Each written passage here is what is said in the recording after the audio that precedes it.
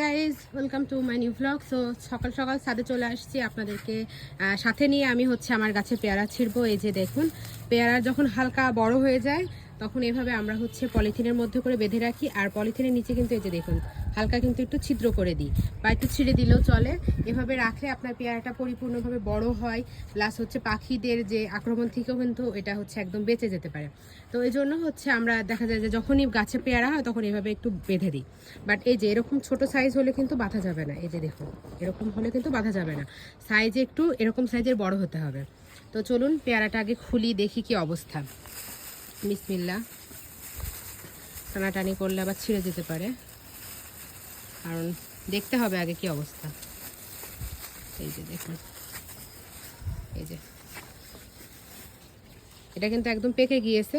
এই যে দেখুন, দেখতেছেন নিশ্চয়ই, এটা খুব সুন্দরভাবে কিন্তু পেকে গিয়েছে। এখন এটাকে এটাকে কিন্তু আমরা এখন ইজিলি ছিঁড়ে নিতে পারবো, বাসায় খাওয়া দাওয়া করা যাবে। এই যে দেখুন কালারটা দেখুন, কালার দেখলে বোঝা যাচ্ছে যে এটা খাওয়ার জন্য একদম পরিপক্ক। সো বিসমিল্লাহ বলে ছিঁড়ি। বিসমিল্লাহ। এই যে